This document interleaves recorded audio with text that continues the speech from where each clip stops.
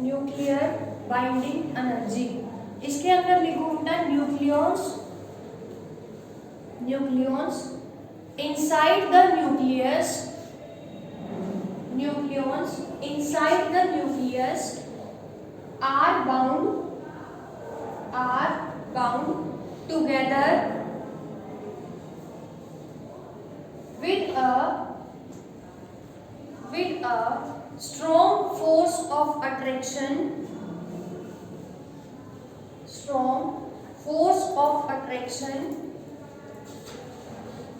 which is known as nuclear force.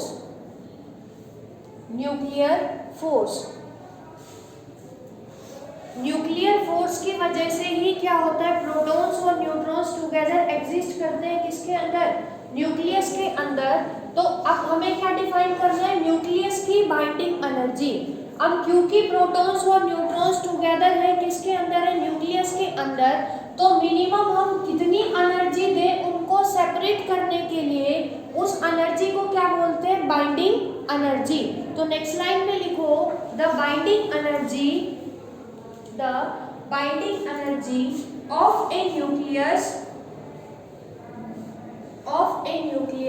is the energy with which nucleons are bound in the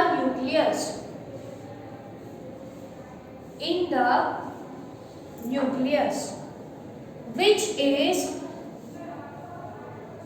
is measured by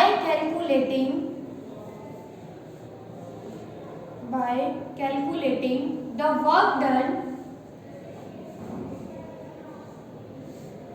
required to separate the nucleons। Binding energy किसको बोल रहे हैं, उस energy को ही बोल रहे हैं जिससे न्यूक्लियस क्या थे, बाउंड थे न्यूक्लियस के अंदर।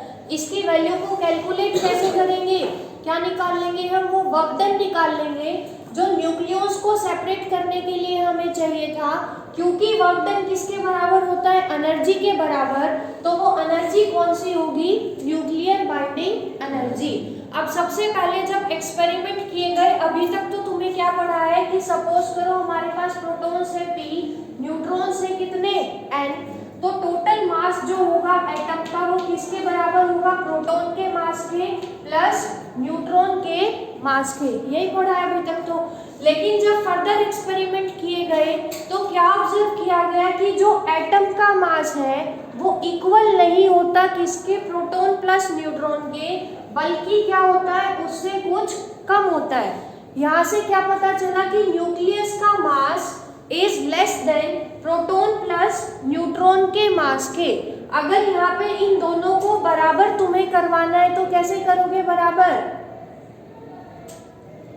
लेफ्ट हैंड साइड बड़ी है कि राइट हैंड साइड बड़ी है, राइट हैंड साइड बड़ी है। अगर इसको हमें बराबर करना है ए को, तो क्या करेंगे बेटा, इसमें कुछ मास जोड़ेंगे, यही बोल रहा है ना। एटम का मास प्रैक्टिकली जब ऑब्जर्व किया गया तो प्रोटॉन और न्यूट्रॉन के मास से क्या था, कुछ कम था। इसका मतलब क्या कंक्लूजन निकाला गया, जब प्रोटॉन और न्यूट्रॉन कंबाइन करते हैं न्यूक्लियस के अंदर तो कुछ मास क्या हो जाता है, डिसअपीयर हो जाता है, और वो स्मॉल मास जो डिसअपीयर होता है उसको यहाँ से नाम दिया था बेटा मास डिफेक्ट, कि मास का क्या हो रहा है, डिफेक्ट हो रहा है, कुछ मास क्या हो रहा है, लॉस हो रहा है। कब, जब न्यूक्लियस की फॉर्मेशन होती है, प्रोटॉन और न्यूट्रॉन कंबाइन करते हैं, तो मास डिफेक्ट जो है, क्योंकि क्या है, स्मॉल मास का चेंज है हमारे पास, किससे रिप्रेजेंट करेंगे, डेल्टा एम से।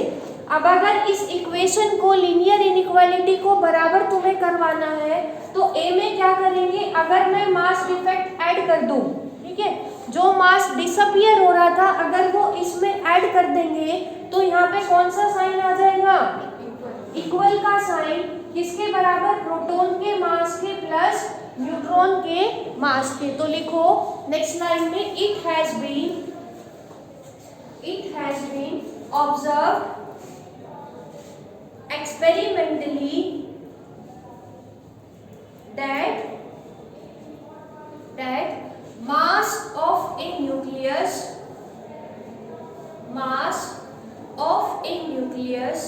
is always less than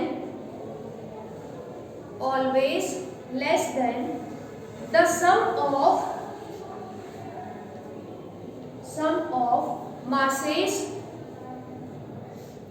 of protons and neutrons composing the nucleus.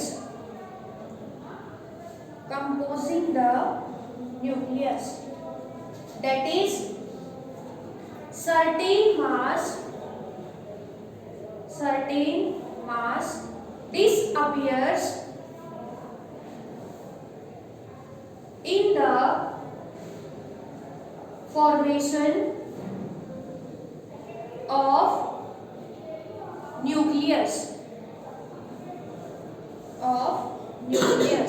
which is known as mass defect. Bracket में लिखो डेल्टा m। अब लिखो मैथमेटिकल एक्सप्रेशन। न्यूमेरिकल आता है इसके एक्सप्रेशन से। Mathematical expression to calculate nuclear binding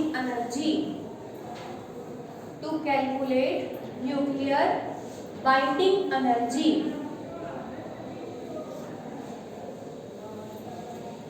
expression के अंदर लिखो था, consider an atom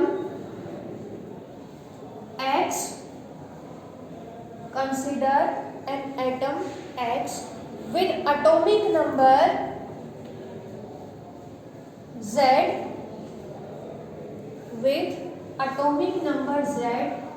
mass number A।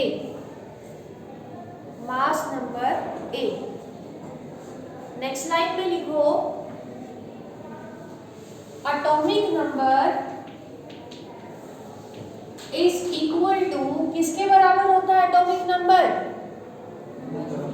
Number of protons और नंबर ऑफ इलेक्ट्रॉन्स।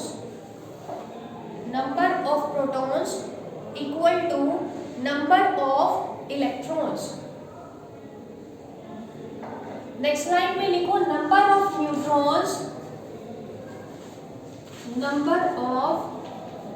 न्यूट्रॉन्स कितने आएंगे neutrons,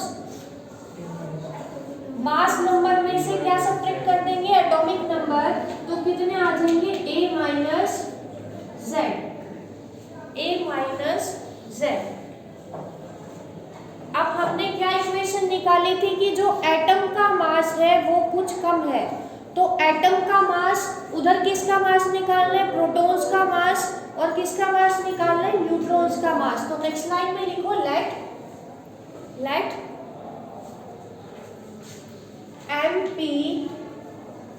MP is equal to mass of a proton।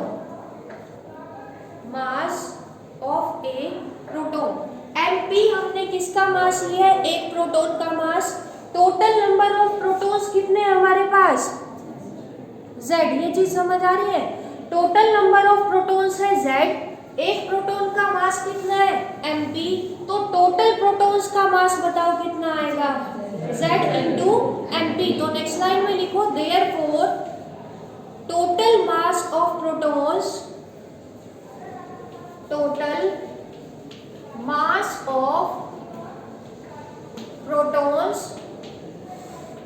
is into mp। इसको मान लो बेटा equation number 1, equation number 1। Similarly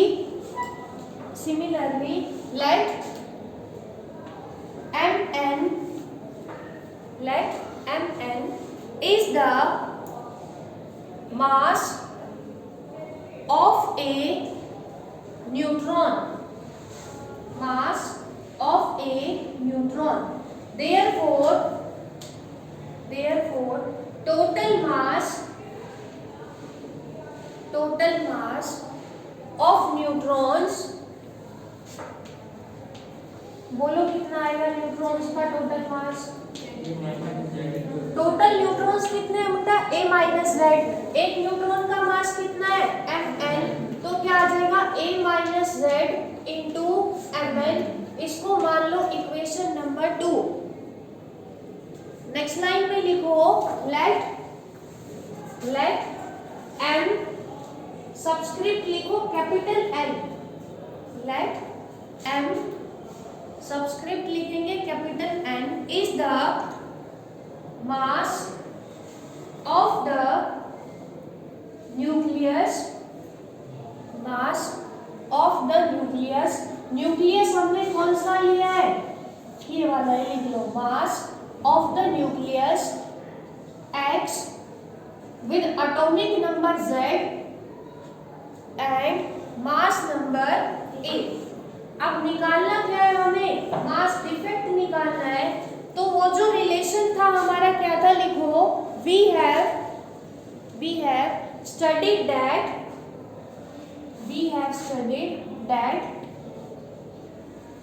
mass of an atom is less than mass of protons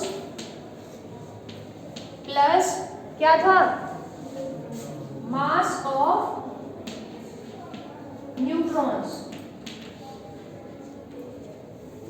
अब बराबर करवाने के लिए जो स्मॉल मास डिसअपियर हो रहा था उसको क्या नाम दिया था हमने? Delta m। तो लिखो और mass of an atom plus क्या आ जाएगा? Delta m is equal to mass of protons plus mass of neutrons, mass of neutrons। हो गया। अब हमें कैलकुलेट क्या करना है बेटा? मास डिफेक्ट कैलकुलेट करना है। तो नेक्स्ट लाइन में लिखो delta m is equal to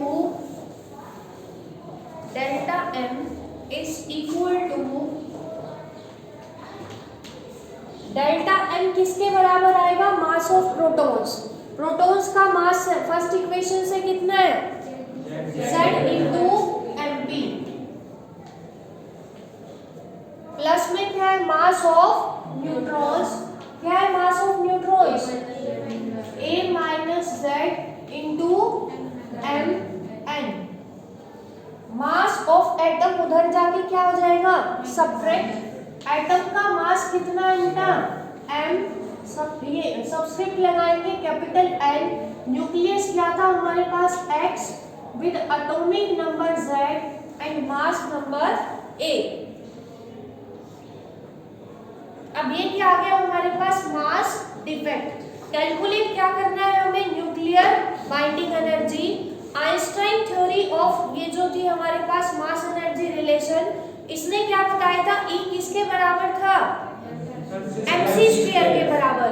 अब यहाँ पे m कौन है हमारा? Delta m। तो नेक्स्ट लाइन में लिखो from Einstein mass energy equivalence relation, we know that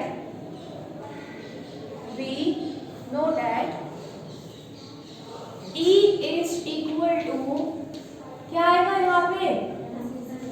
m नहीं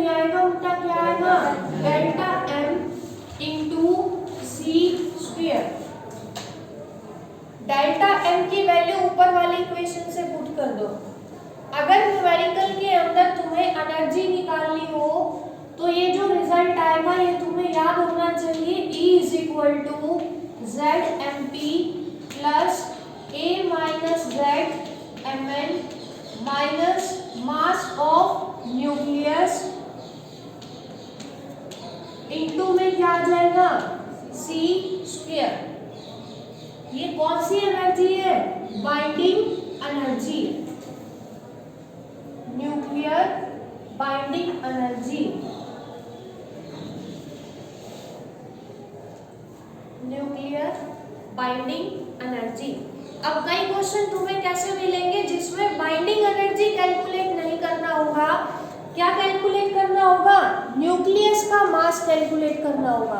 तो न्यूक्लियस का मास अगर तुम्हें कैलकुलेट करना हो तो क्या करोगे, पहले सी स्क्वायर को इधर लेके जाओगे।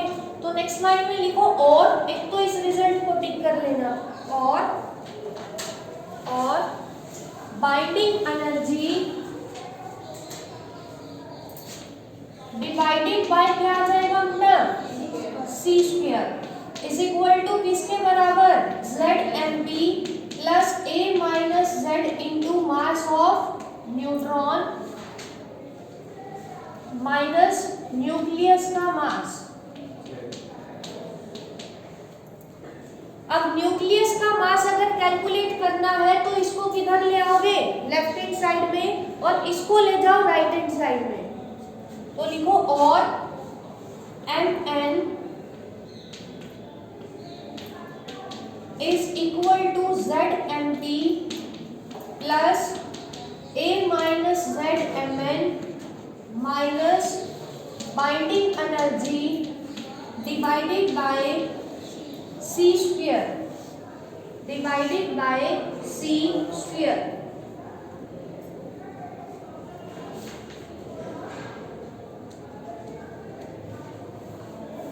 नेक्स्ट लाइन में लिखो, ये दोनों रिजल्ट याद रख लेना, नहीं तो ये वाला याद रख लोगे तो भी हो जाएगा ये वाला।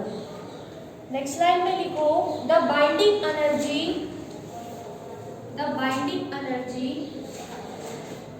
Calculated from the above relation, the binding energy calculated from the above relation is always in the form of AMU, AMU। यहाँ से जो रिजल्ट आएगा ना बेटा तुम्हारा आएगा एटॉमिक मास यूनिट के टर्म्स में आएगा रिजल्ट। क्वेश्चन में तुम्हें मेंशन करेगा कि अगर तुम्हें मेगा इलेक्ट्रॉन वोल्ट में निकालना है तो 1 AMU किसके बराबर था, 931 मेगा इलेक्ट्रॉन वोल्ट के। अगर जूल में निकालना है तो उसकी भी वैल्यू तुम्हें लिखवाई थी, 931 को किससे मल्टीप्लाई किया था, 1.6 इंटू 10⁻13 से।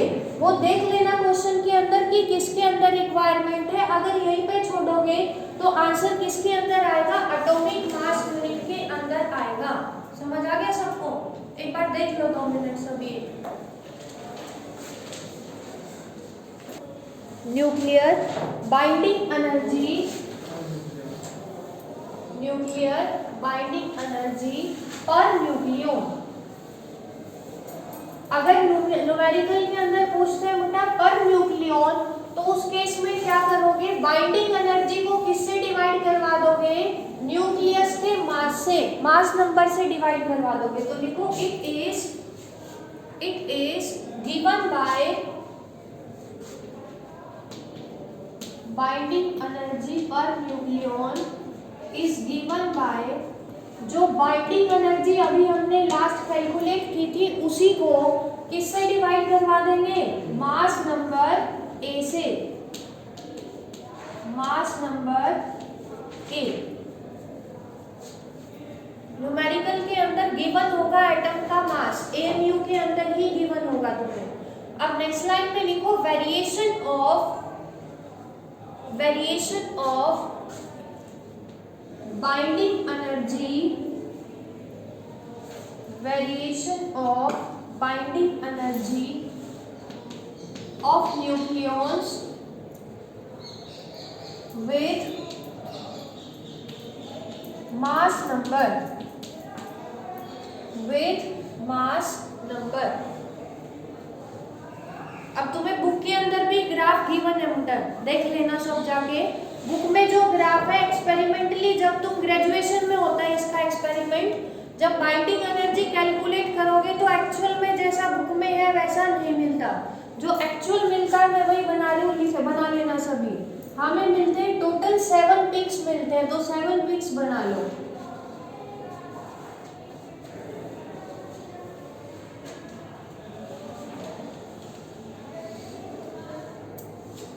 सात पिक बना लेना।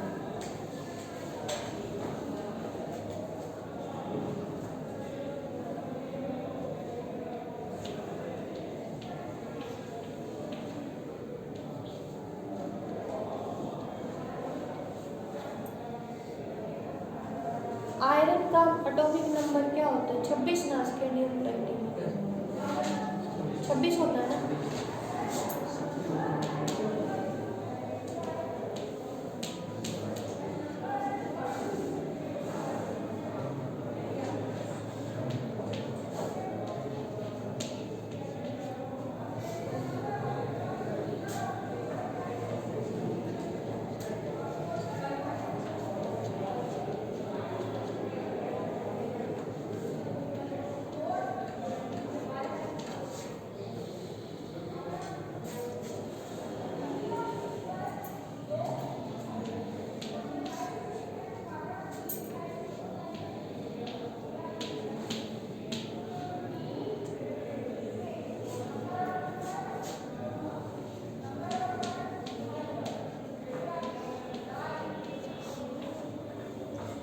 कर्व बना लो बेटा सबसे पहले।